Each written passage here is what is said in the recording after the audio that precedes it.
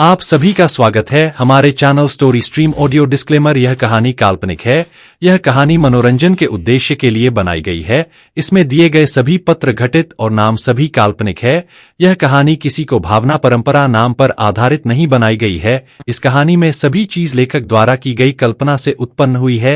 Episode 31-40। Welcome to my YouTube channel SK novel story 2.0। दोस्तों, Telegram channel join कर लीजिए story update के लिए।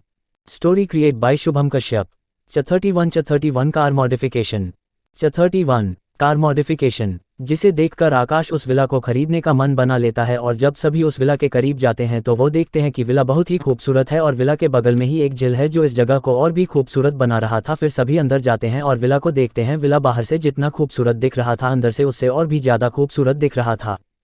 अब आगे सभी लड़कियां बस उस विला को देखते ही रह गई थी और फिर हर जगह जाकर फोटो खींचने लगी थी। आकाश उस सभी को देखकर बस मुस्कुरा देता है और उस अटेंडेंट से कहता है, मुझे ये विला पसंद आ गया है और मैं इसे खरीदूंगा। वैसे इस विला की कीमत कितनी है? जिस पर वह अटेंडेंट कहती है, सर इस विला की कीमत 50 करोड़ रुपए है।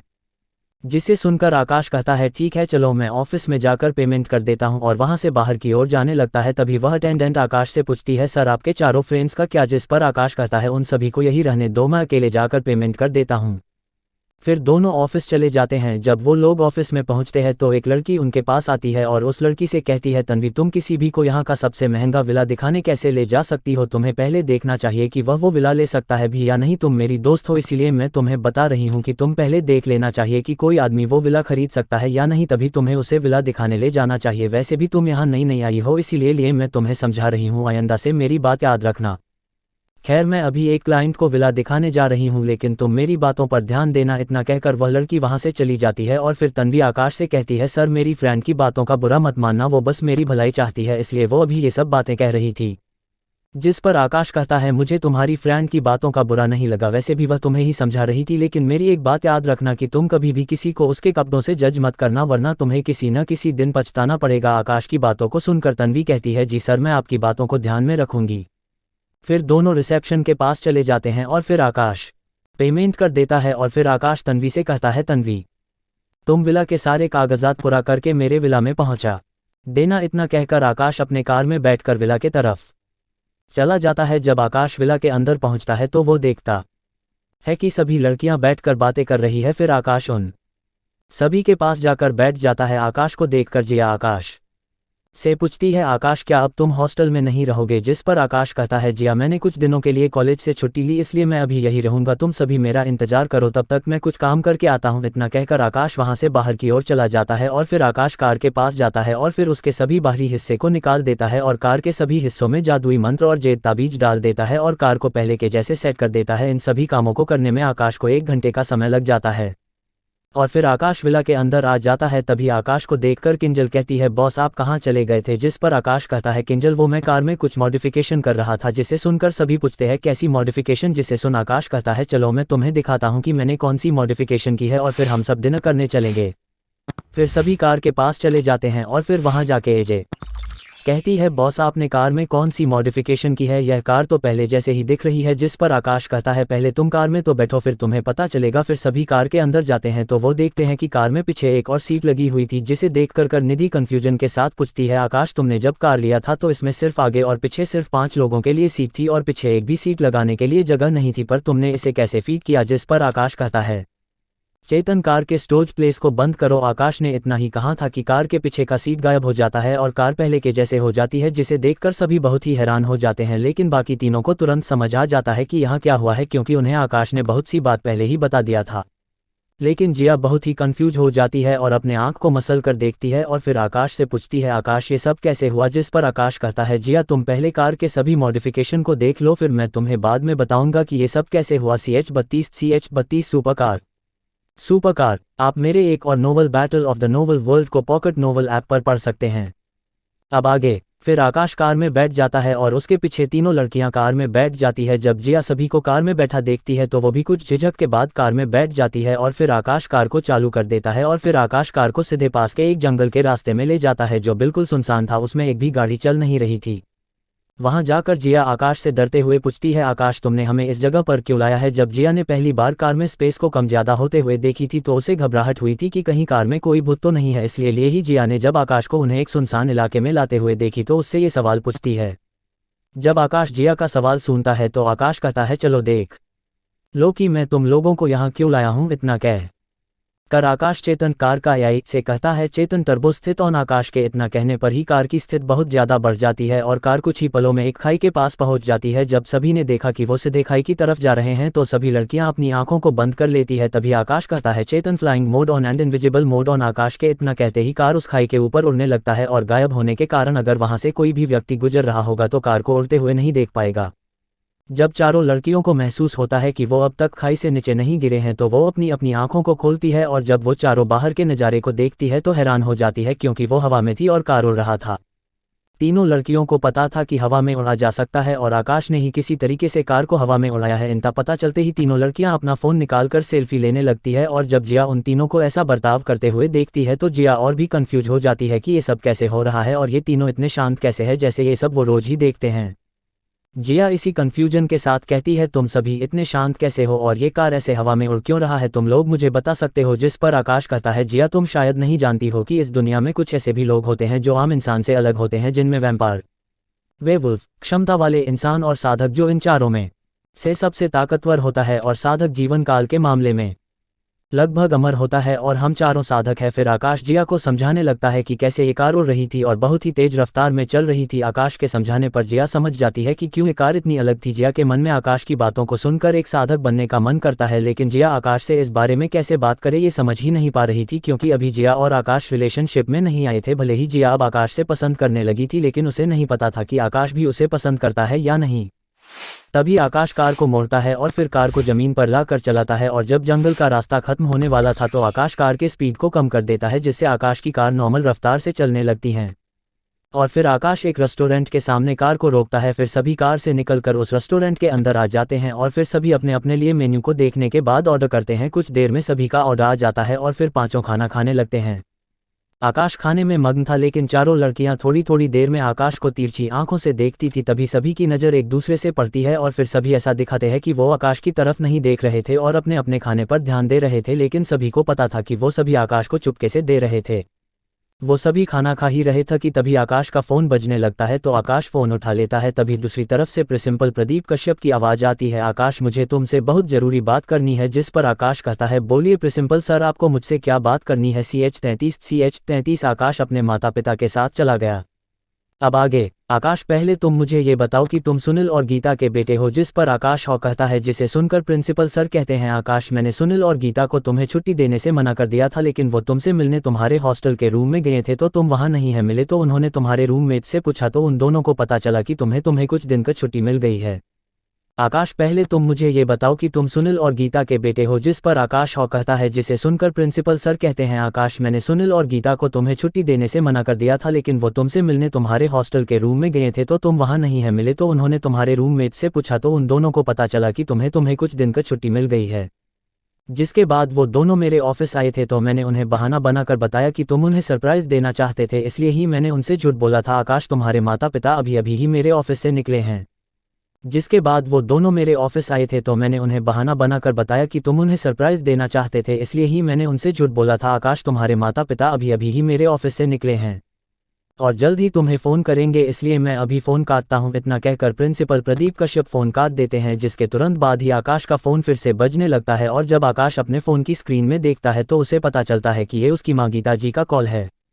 फिर आकाश तुरंत ही कॉल उठा लेता है और दूसरी तरफ से गीता जी की आवाज़ आती है, आकाश बेटा तुम कहाँ हो। जिस पर आकाश कहता है, मॉम मैं अभी अपने कुछ दोस्तों के साथ अभी बाहर हूँ और फिर कॉलेज चला जाऊँगा। जिसे सुनकर गीता जी कहती है, आकाश हम तुम्हारे कॉलेज गए थे और हमें पता चल गया है कि तुम्हें कुछ दिन की छुट्टी मिल गई है। फिर आकाश तुरंत ही कॉल उठा लेता है और दूसरी तरफ से गीता जी की आवाज़ आती है, आकाश बेटा तुम कहाँ हो। जिस पर आकाश कहता है, मॉम मैं अभी अपने कुछ दोस्तों के साथ अभी बाहर हूँ और फिर कॉलेज चला जाऊँगा। जिसे सुनकर गीता जी कहती है, आकाश हम तुम्हारे कॉलेज गए थे और हमें पता चल गया है कि तुम्हें कुछ दिन की छुट्टी मिल गई है। जिस पर आकाश कहता है हाँ मॉम मुझे छुट्टी मिल गई है और अभी घर आने ही वाला था लेकिन आपको पहले ही पता चल गया। जिस पर गीता जी कहती है आकाश तुम अभी कहाँ हो, हम वही आ रहे हैं। जिस पर आकाश उन्हें एड्रेस बता देता है और फिर फ़ोन काट देता है। फिर किंजल की तरफ देखते हुए कहता है किंजल तुम चारों मेरे कार को लेकर चले जाओ और तुम तीनों को उनकी जगह पर छोड़ देना और फिर कार को अपने साथ ले जाना क्योंकि मेरे मॉम डैड मुझे लेने आ रहे हैं इसलिए मैं उनके साथ ही जाऊँगा। और फिर सभी अपना खाना खा के बाहर चले जाते हैं और चारों लड़कियां कार में बैठकर इंतजार करने लगती है। कुछ देर में कुछ कार आकाश के पास रुकती है और उसमें से पहले बॉडीगार्ड्स निकलते हैं और उसके बाद सुधीर और गीता जी निकलते हैं और फिर आकाश के पास जाकर उसे गले लगा लेते हैं। जिसके बाद सभी कार में बैठकर वहां से चले जाते हैं। तभी उन्हें देखकर किंजल कहती है निधि और एजे ये तो मिस्टर और मिसेज सिंह है न, लेकिन वो बॉस को अपने साथ क्यों ले जा रहे हैं। जिस पर निधि कहती है किंजल तुम कैसे भूल सकती हो कि नंदिनी ने हमें क्या बताया था कि कल ही उसके चाचा चाची का खोया हुआ बेटा मिला है। जिस पर किंजल कहती है तभी तो जब विक्रम चौहान ने धवल सिंह का इलाज करने के लिए बॉस को कहा तो वो बहुत गुस्सा हो गए थे और उन्होंने धवल सिंह का इलाज करने से क्यों मना कर दिया। नंदिनी ने हमें बताया था कि उसके चाचा के बेटे के साथ 14 साल पहले क्या हुआ था। बॉस उसी कारण पूरे सिंह परिवार से नाराज थे और इसीलिए बॉस ने धवल सिंह का इलाज करने से मना कर दिया था। जिसे सुनकर निधि और एजे कहती है क्या बॉस एक डॉक्टर भी है। जिस पर किंजल कहती है बॉस ऐसे वैसे डॉक्टर नहीं है बल्कि एक दिव्य डॉक्टर है। उन्होंने विक्रम चौहान को सिर्फ आधे घंटे में ठीक कर दिया और जब वो इलाज करवा के बाहर आए तो वो पहले से जवान दिखने लगे थे। किंजल की बात सुनकर जिया करती है तुम्हारे बॉस के पास बहुत सी स्किल है। जिस पर तीनों लड़कियां एक साथ कहती है बॉस के पास और क्या क्या कर सकते हैं। जिस पर जिया अपने फ़ोन में आकाश के पेंटिंग करने और जितार बजाने वाले वीडियो दिखाती है जिसे देखकर तीनों लड़कियां एक साथ कहती है बॉस हर चीज़ में सबसे बेस्ट है चाहे वह बिजनेस हो या कुछ और बॉस का सभी में कोई मुकाबला नहीं कर सकता है। जिस पर सभी बोले इसमें कोई भी शक नहीं कि आकाश सबसे बेस्ट है। फिर चारों वहां से निकल जाती है। किंजल पहले निधि और एजे को उनके घर छोड़ देती है और जिया को उसके यूनिवर्सिटी छोड़ने चली जाती है। जब वो दोनों जा ही रहे थे तो किंजल जिया से पूछती है वैसे जिया मैंने तुमसे पूछा ही नहीं कि तुम और बॉस कैसे मिले। जिस पर जिया कहती है किंजल मैं और आकाश पहली बार यूनिवर्सिटी के गेट के पास मिले थे। उस वक्त मैं अपने एक्स बॉयफ्रेंड से लड़ रही थी क्योंकि वो मुझे चिट कर रहा था। तभी मैंने उसे सबक सिखाने के लिए मैंने अपने एक्स बॉयफ्रेंड को चैलेंज दे दिया कि मैं वही तुरंत अपना नया बॉयफ्रेंड बना लूंगी। CH34 आकाश का घर 34 आकाश का घर। अब आगे और मैं इधर उधर देखने लगी तभी मेरी नज़र सबसे पहले आकाश पर पड़ी और मैंने उसे अपना बॉयफ्रेंड बनने को कहा लेकिन उसने मुझे मना करके वहां से चला गया। कोई और लड़का होता तो वो तुरंत मान जाता लेकिन आकाश दूसरों से अलग है। जिस पर किंजल भी कहती है जिया तुमने ठीक कहा बॉस सबसे अलग है। जिया ने ये देख लिया था कि जब उसने अपने और आकाश के मुलाकात के बारे में बताया तो किंजल की आंखों में जलन के भाव साफ नजर आ रहा था। लेकिन जिया किंजल से कुछ नहीं कहती है और कुछ देर में किंजल और जिया यूनिवर्सिटी के मेन गेट के पास पहुंच जाते हैं और जब सभी स्टूडेंट एक लग्जरी कार को यूनिवर्सिटी के सामने देखते हैं तो वो आपस में कहते हैं ये तो नई लॉन्च हुई कार XZ+ है न जो सिर्फ 10 ही बने हैं। तभी वो देखते हैं कि उस कार से एक लड़की निकलती है जिसे देखकर एक लड़की जोर से बोलती है ये तो जिया है ना, पर वो इस कार में क्या कर रही है और उस कार को कौन ड्राइव कर रहा है। वो लड़की ऐसा इसलिए कहती है क्योंकि किसी ने भी कार के अंदर किंजल को नहीं देखा था और फिर किंजल कार चालू करके वहां से चली जाती है और फिर जिया यूनिवर्सिटी के अंदर चली जाती है। तभी उसे उसकी फ्रेंड्स दिखती है तो वो अपने फ्रेंड्स के पास चली जाती है। जब जिया अपने फ्रेंड्स के पास पहुंचती है तो उनमें से एक लड़की जिया से पूछती है जिया अभी तुम जिस कार में आई थी वो किसकी थी। जिस पर जिया इतराते हुए कहती है वो कार मेरे नए बॉयफ्रेंड की है। जिसे सुनकर वो सभी एक साथ कहती हैं जिया क्या तुमने अपना बॉयफ्रेंड बना लिया है। वैसे अच्छा भी है कि तूने बॉयफ्रेंड बना लिया, अब तू उस बेचारे आकाश के पीछे नहीं पड़ेगी और वैसे भी तू उसे सिर्फ रोहन को सबक सिखाने के लिए बलि का बकरा बना रही थी, अब वह शांति से रह सकेगा। जिया अब तू आकाश को परेशान मत करना, वैसे भी बेचारा गरीब है और तेरा और उसका कोई मैच नहीं है। जिया को रोहन का नाम सुनकर गुस्सा आ जाता है और फिर जब उसकी फ्रेंड्स आकाश के बारे में उसे समझाती है तो जिया का मुंह बन जाता है, जिसे देखकर जिया की सभी फ्रेंड्स हंसने लगती है। तभी उनमें से एक लड़की कहती है जिया तुमने हमें यह बताया ही नहीं कि तुम्हारा बॉयफ्रेंड कौन है। जिसे सुनकर जिया थोड़ा सोचने का नाटक करती है और फिर कहती है मेरा बॉयफ्रेंड अलेक्स है। जिसे सुनकर जिया की तीनों फ्रेंड्स एक साथ कहती है हमें तो पता ही था कि तुम्हारा और प्रोफेसर अलेक्स के बीच चक्कर चल रहा है, क्योंकि जब टीचर अलेक्स ने हमें उन गुंडों से बचाया था तो तुम कैसे उनके गले लग गई थी और बच्चों की तरह उनके साथ जाने की जिद करने लगी थी। जिसे सुनकर जिया का मुंह बन जाता है और जिया की सभी फ्रेंड्स उसे देखकर हंसने लगती है। जब आकाश ने उन चारों को बचाया था तो उसने अपने चेहरे पर मास्क लगा लिया था, जिससे तीनों लड़कियों ने सिर्फ आकाश को प्रोफेसर अलेक्स के रूप में पहचाना था। और जब जिया ने आकाश से बात की थी और उसका असली नाम लिया था तो उसने बहुत ही धीरे आवाज में कहा था, जिसे जिया की फ्रेंड्स नहीं सुन पाई थी और उन्हें पता नहीं चला कि आकाश ही प्रोफेसर अलेक्स है। जिसके बाद जिया कहती है तुम सभी मुझे वादा करो कि तुम किसी को नहीं बताओगी कि अलेक्स मेरा बॉयफ्रेंड बन गया है। जिस पर जिया की तीनों फ्रेंड्स एक साथ कहती है, हो बाबा हो, हम किसी को नहीं बताएंगे कि प्रोफेसर अलेक्स को तूने अपने प्यार के जाल में फंसा लिया है। जिसे सुनकर जिया के गाल शर्म से लाल हो जाते हैं और जिया के गाल को लाल होते देखकर उसकी तीनों फ्रेंड्स उसे चिढ़ाने लगती है। वहीं दूसरी ओर आकाश अब अपने घर के सामने पहुंच गया था। फिर सभी कार अंदर चले जाते हैं और फिर सभी बाहर आ जाते हैं। जब आकाश अपने घर को देखता है तो उसे अपने बचपन के दिनों की याद आ जाती है कि कैसे वो अपने घर के गार्डन में खेला करता था। तभी एक औरत आकाश के पास आती है और आकाश के चेहरे को छूकर कहती है, तुम आकाश हो ना। आकाश उस औरत को पहचान जाता है। वह उसकी माँ की सबसे अच्छी दोस्त थी जो उसे बहुत पसंद करती थी और बचपन में उन्होंने ही आकाश को संभालती थी। जब उसकी माँ बिजनेस के काम से ऑफिस जाती थी, उनकी बात को सुनकर आकाश उन्हें कहता है, हाँ मैं आकाश हूँ, नीलम आंटी। जब आकाश उन्हें उनके नाम से बुलाता है तो वो बहुत खुश होती है और कहती है, आकाश तुमने मुझे पहचान लिया। और इतना कहकर आकाश को गले लगा लेती है। आकाश को गले लगाते समय उनकी आंखों में आंसू आ जाते हैं। CH35 आकाश का कमरा। 35 आकाश का कमरा। अब आगे फिर आकाश उनसे दूर होकर उनके आंसू पोंछते हुए कहता है, नीलम आंटी आप ऐसे रोइए मत, देखो मैं वापस आ गया हूँ। जिसे सुनकर नीलम जी खुश होते हुए कहती है, हो आकाश तुम अब वापस आ गए हो, इसलिए मैं बहुत खुश हूँ। गीता और सुनील जी आकाश और नीलम जी को ऐसे देखकर बहुत खुश होते हैं। नीलम ने आकर को बचपन में अपने बच्चे की तरफ प्यार किया था और जब आकाश के साथ वो हादसा हुआ था तो नीलम जी भी गीता जी की तरह बहुत दुखी हुई थी। जिसके बाद सभी घर के अंदर चले जाते हैं और फिर गीता जी और नीलम जी आकाश को पूरा घर दिखाने लगती हैं और फिर वो आकाश को उसके कमरे में ले जाती है। जब आकाश अपने कमरे में जाता है तो वो देखता है कि उसका कमरा बिल्कुल वैसा ही है जैसा उसके बचपन में था। फिर आकाश अपने कमरे के सभी चीज़ों को देखने लगता है, जिसे देखकर गीता जी कहती है, आकाश बेटा हमने तुम्हारे कमरे को वैसा ही रखा है जैसा बचपन में था, इसमें से किसी भी चीज़ को हमने हटाया नहीं है। आकाश को पहले से ही पता चल गया था कि उसके कमरे की हर चीज़ उसके बचपन की है, क्योंकि उसे सभी चीज़ों में अपनी आभा महसूस हो रही थी। जिसके बाद सभी बाहर आ जाते हैं और फिर सभी सोफे में बैठ जाते हैं और फिर सुनील जी एक आदमी को बुलाते हैं और फिर आकाश से कहते हैं, आकाश बेटा ये पंकज है, पंकज मेरा चीफ सिक्योरिटी गार्ड और मेरे सबसे भरोसेमंद लोगों में से एक है और पंकज अब से तुम्हारे साथ रहेगा और तुम्हारी सुरक्षा करेगा। जिस पर आकाश कहता है, ठीक है पापा, लेकिन मुझे पंकज अंकल से कुछ बात करना है। जिस पर सभी मान जाते हैं और फिर आकाश और पंकज गार्डन में चले जाते हैं और फिर वहां जाकर आकाश पंकज के सिर पर हाथ रखता है और उसके दिमाग में एक सिल लगा देता है और फिर पंकज के सिर से अपना हाथ हटाकर कहता है, पंकज अंकल मैंने आपके दिमाग में एक सिल लगा दिया है जिससे आप मेरे किसी भी आदेश को नहीं टालेंगे और मैं आपके मेमोरी को भी कंट्रोल कर सकता हूं। और फिर पंकज के सिर से अपना हाथ हटाकर कहता है, पंकज अंकल मैंने आपके दिमाग में एक सिल लगा दिया है जिससे आप मेरे किसी भी आदेश को नहीं टालेंगे और मैं आपके मेमोरी को भी कंट्रोल कर सकता हूँ। आकाश की बातों को सुनकर पंकज हंसने लगता है और फिर आकाश से कहता है, कोटे बॉस आप मेरे साथ मजाक मत करिए, ऐसा कैसे हो सकता है कि आप मुझे जो कहेंगे वो मैं बिना सोचे कर दूंगा। तभी आकाश अपना हाथ हिलाता है और फिर पंकज के सिर में जोर से दर्द होने लगता है और फिर आकाश पंकज से कहता है, पंकज अंकल आप ये याद रखना कि अगर आप मेरे किसी भी आदेश को नहीं मानेंगे तो आपके सिर में ऐसा ही दर्द होगा और मैं आपके जीवन और मृत्यु को भी नियंत्रित कर सकता हूँ। और मेरी एक और बात याद रखना कि मैं कोई साधारण इंसान नहीं हूं और मैं कुछ भी कर सकता हूं। इतना कहने के बाद आकाश हवा में उड़कर घर की तरफ जाने लगता है। आकाश ने पंकज के ऊपर इल्यूशन का उपयोग किया था जिससे पंकज को आकाश उड़ता हुआ दिखाई देता है। और फिर जब आकाश अंदर आता है तो सुनील जी आकाश से कहते हैं, आकाश बेटा तुम्हें पंकज से क्या बात की है। सुनील जी इतना बोले ही थे कि तभी पंकज आकाश के पीछे आ जाता है। अपने पापा के पूछने पर आकाश कहता है, पापा वो मैं बस पंकज अंकल से मुझे लड़ना सिखाने के लिए कह रहा था।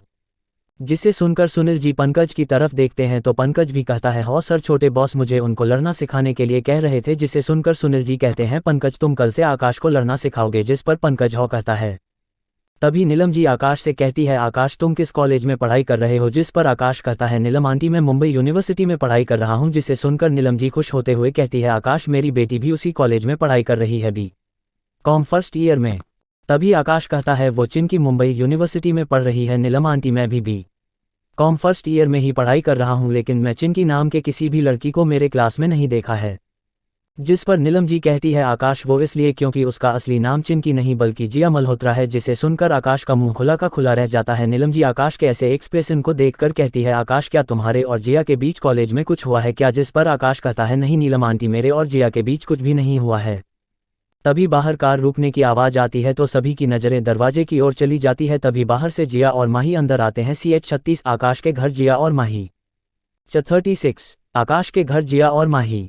अब आगे जिया और माही सीधे अंदर आती है और फिर सबको नमस्ते कहकर सोफे में बैठ जाते हैं। तभी गीता जी माही और जिया से कहती है, जिया और माही तुम दोनों इतनी रात को यहाँ कैसे आई और तुम्हें छुट्टी कैसे मिल गई। गीता जी की बातों को सुनकर जिया कहती है, आंटी हमने कुछ दिनों के लिए यूनिवर्सिटी से छुट्टी ली है और जब मुझे पता चला कि आकाश आ जा रहा है मैं और माही यही आ गए। तभी नीलम जी जिया की तरफ देखते हुए कहती है, जिया तुमने आकाश के साथ क्या किया था? जिसे सुनकर आकाश तुरंत कहता है, आंटी मैंने कहा था न कि हमारे बीच कुछ नहीं हुआ। नीलम जी ने पहले से ही जिया को आकाश की फोटो और उसके बारे में सब बता दिया था। तभी जिया आकाश की तरफ देखते हुए कहती है, मौ मैं बताती हूँ कि हमारे बीच क्या हुआ था। मैं यूनिवर्सिटी के पहले ही दिन आकाश को प्रपोज कर दिया था। जिसे सुनकर सभी एकटक आकाश और जिया को ही देखते हैं और माही जिया को खा जाने वाली नज़रों से देखती है। तभी नीलम जी जिया से कहती है, तो आकाश माना या नहीं? जिस पर जिया कहती है, आकाश ने मुझे तुरंत मना कर दिया और वहां से चला गया था। जिसे सुनकर माही के जी में जी आती है और फिर जिया की बात सुनकर नीलम जी आकाश से कहती है, आकाश बेटा तुमने जिया को मना क्यों कर दिया? तभी जिया कहती है, मौ आकाश ने मुझे मना इसलिए कर दिया था क्योंकि फिर जिया उस दिन जो हुआ वो सब बता देती है कि कैसे रोहन जिया को चिट कर रहा था और कैसे जिया ने रोहन को सबक सिखाने के लिए उसे चैलेंज दिया और उसने कैसे आकाश को अपना बॉयफ्रेंड बनने के लिए कहा, लेकिन आकाश ने उसे मना करके वहां से चला गया। जिया की बातों को सुनकर माही को खुशी होती है कि आकाश और जिया के बीच कुछ नहीं है। तभी नीलम जी कहती है, जिया मैंने तुझे पहले ही समझाया था कि रोहन अच्छा लड़का नहीं है, तुझे उससे दूर रहना चाहिए, लेकिन तू तो मेरी बात मानती ही नहीं है। अपनी माँ की बातों को सुनकर जिया अपना सिर नीचे कर लेती है और फिर अपनी माँ से कहती है, मौ मुझसे गलती हो गई थी लेकिन मैं अगली बार से ऐसा कुछ भी नहीं करूंगी। भी आकाश कहता है, नीलम आंटी वैसे अंकल कहाँ है? जिसे सुनकर नीलम जी कहती है, आकाश बेटा तुम्हारे अंकल अभी बिजनेस के काम से बाहर गए हैं और कुछ ही दिन में वो वापस आ जाएंगे। जिसके बाद गीता जी कहती है, चलो बहुत बात हो गई, अब डिनर करने का वक्त हो गया है, इसलिए अब सभी डिनर करने चलो। और सभी डिनर करने के लिए डाइनिंग टेबल में बैठ जाते हैं। नीलम जी और गीता जी आकाश के अगल बगल बैठे थे और आकाश को अपने हाथों से खिला रहे थे और बाकी सभी को उन्होंने इग्नोर कर दिया था।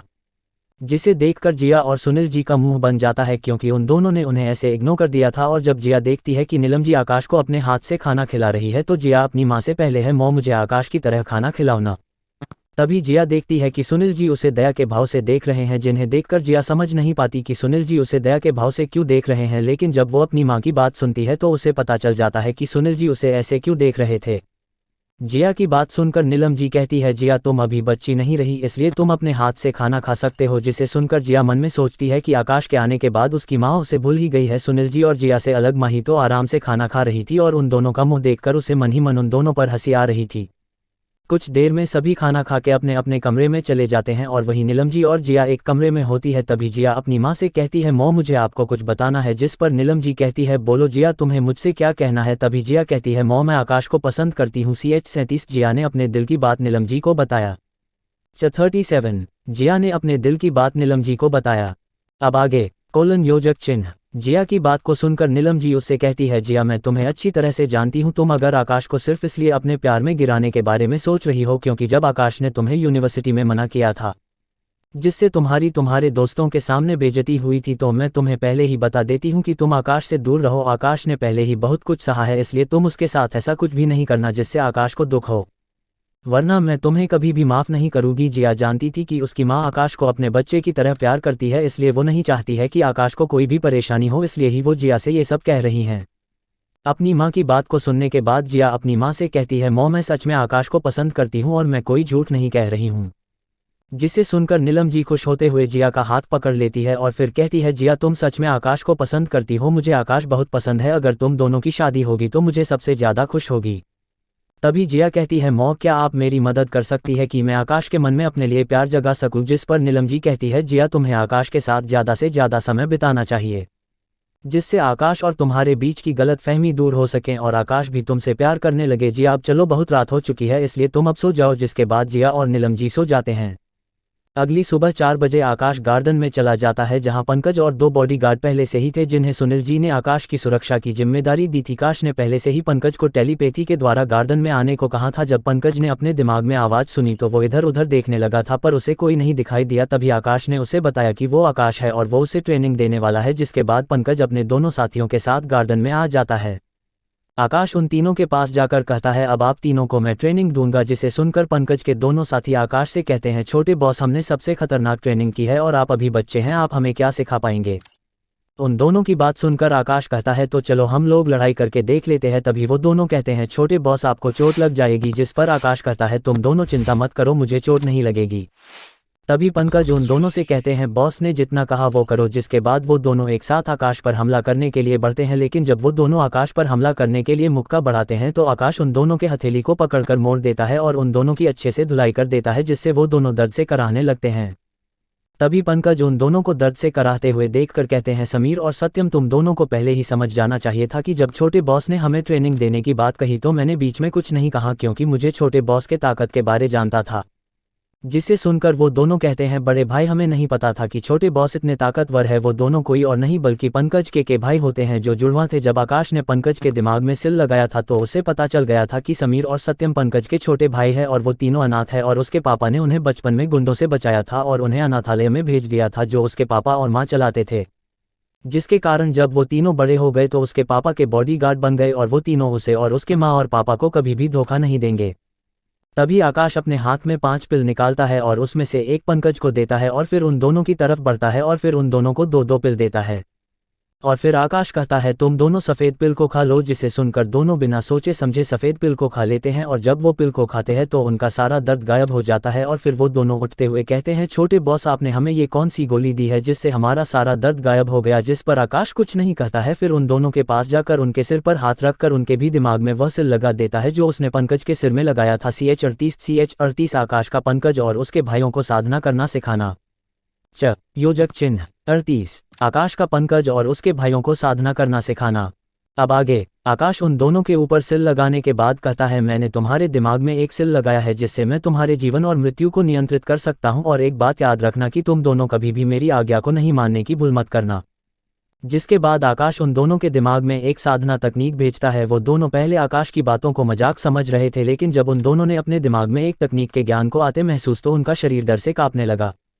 और फिर आकाश पंकज के पास जाता है और उसके भी दिमाग में साधना तकनीक डाल देता है। फिर आकाश बोलता है तुम तीनों एक साथ जमीन पर बैठ जाओ, जिसे सुनकर सभी एक बच्चे की तरह आकाश के बातों को मानकर चुपचाप जमीन पर बैठ जाते हैं।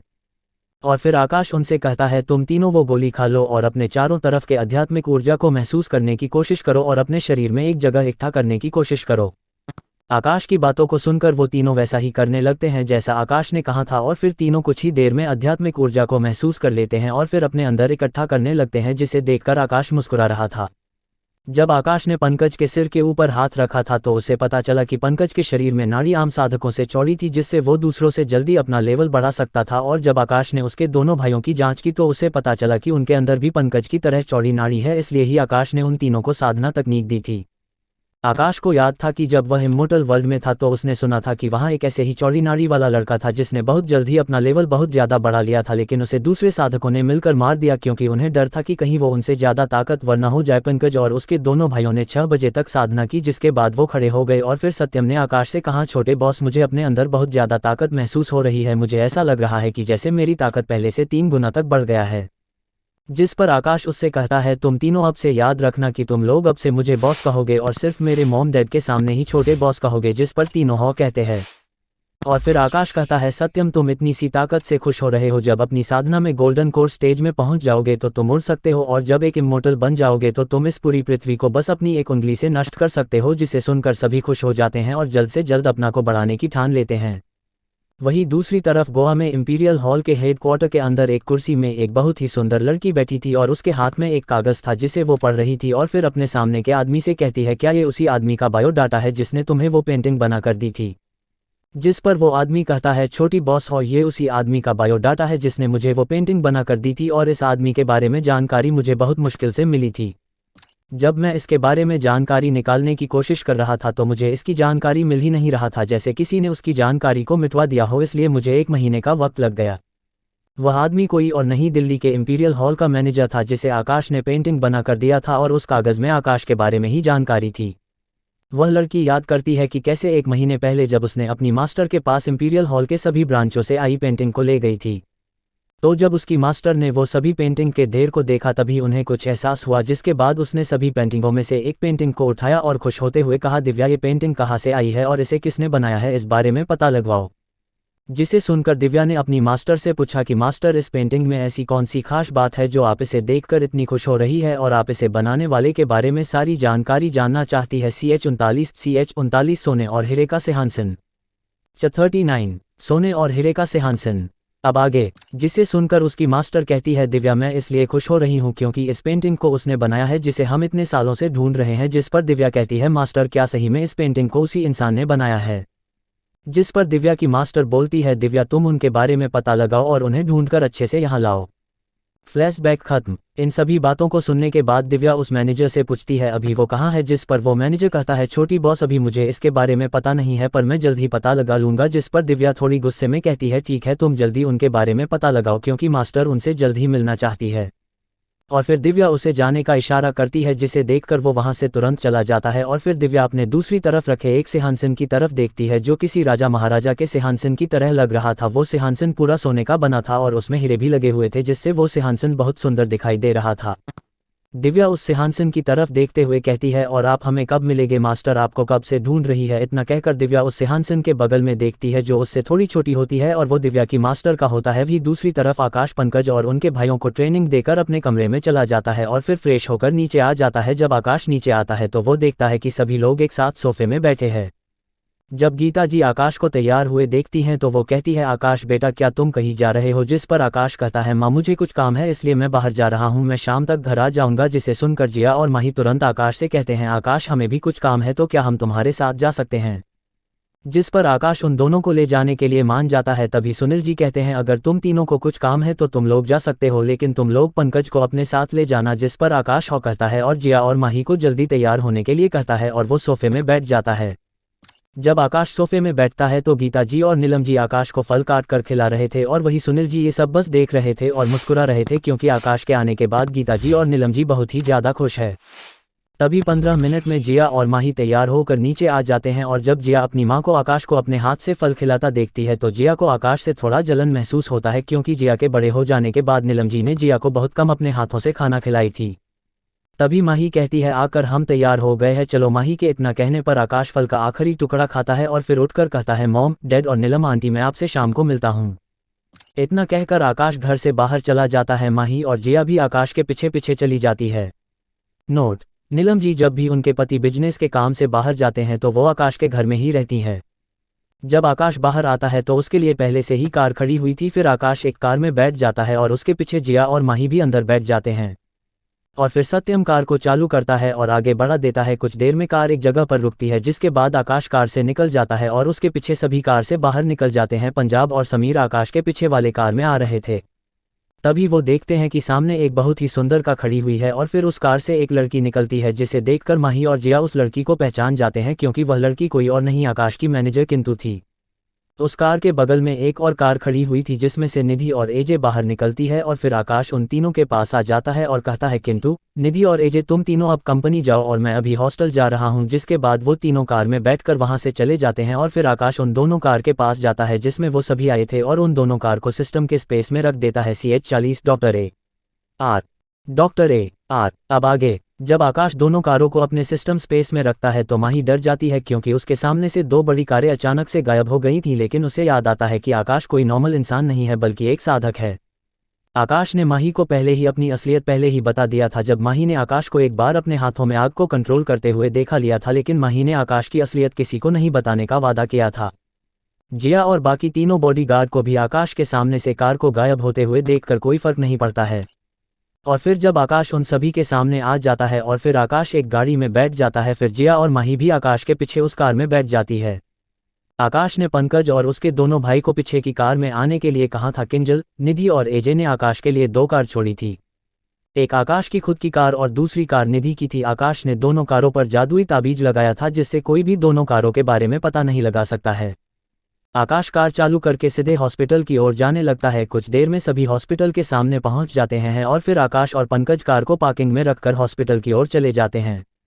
आकाश ने सभी को मास्क दे दिया था ताकि सभी को कोई भी पहचाने नहीं। और जब आकाश हॉस्पिटल के अंदर इंटर करता है तो उसे सामने ही डॉक्टर मंजीत दिख जाते हैं। जब डॉक्टर मंजीत कुछ लोगों को मास्क पहनकर अंदर आते देखते हैं तभी उन्हें उनके साथ मास्क पहना हुआ आकाश दिख जाता है। तो डॉक्टर मंजीत आकाश के पास जाते हैं और आकाश से हाथ मिलाते हुए कहते हैं हेलो डॉक्टर ए आर, आपसे दोबारा मिलकर खुशी हुई। जिस पर आकाश भी मुस्कुराकर उन्हें हेलो कहता है और फिर सभी आगे बढ़ने लगते हैं। सभी ने डॉक्टर मंजीत को पहचान लिया था जब डॉक्टर मंजीत ने आकाश को डॉक्टर ए आर कहाँ था तो माही को छोड़कर सभी चौंक जाते क्योंकि सभी को ये लग रहा था कि आकाश हॉस्पिटल में अपना इलाज करवाने या फिर किसी को देखने आया होगा। उन्होंने कभी भी नहीं सोचा था कि आकाश एक डॉक्टर हो सकता है। सभी फिर डॉक्टर मंजीत के केबिन में चले जाते हैं। जब आकाश डॉक्टर मंजीत के केबिन में जाता है तो वो अपना मास्क निकाल लेता है, जिसे देखकर सभी अपना अपना मास्क निकाल लेते हैं। जब डॉक्टर मंजीत माही और जिया को देखता है तो वो कहते हैं, माही और जिया तुम दोनों भी आकाश के साथ आई हो? जिस पर दोनों हो कहती है। तभी डॉक्टर मंजीत की नज़र पंकज, समीर और सत्यम पर पड़ती है तो डॉक्टर मंजीत आकाश को देखते हुए कहते हैं, आकाश लगता है कि सुनील ने अपने सबसे खास बॉडीगार्ड्स को तुम्हारी सुरक्षा के लिए तुम्हें दे दिया है। जिस पर आकाश सिर्फ मुस्कुरा देता है। तभी डॉक्टर मंजीत कहते हैं, जिया और माही तुम दोनों इसके बाद तन्वी से मिल लेना। तुम दोनों तो जानती ही हो कि वो अगर जानेगी कि तुम दोनों यहाँ हो और उससे मिली भी नहीं हो तो वो बहुत गुस्सा हो। जिस पर दोनों हो कहती है। तभी डॉक्टर मंजीत आकाश की तरफ एक सफ़ेद रंग का कोट बढ़ाते हैं जो सिर्फ डॉक्टर ही पहनते थे। फिर आकाश वो कोट लेता है और फिर पहन लेता है, जिससे आकाश बिल्कुल एक डॉक्टर जैसा दिखने लगता है। और फिर आकाश अपने चेहरे पर मास्क पहन लेता है। तभी आकाश के सिस्टम से आवाज़ आता है, बधाई हो, आपने अपना मिशन पूरा कर लिया है। मिशन मुंबई सिटी हॉस्पिटल में डॉक्टर बने, इसलिए सिस्टम आपको इनाम दे रहा है। डिंग आपका एक लेवल बढ़ाया जा रहा है, अब आप फाउंडेशन स्टेबलिस्ट के 5वें लेवल में है।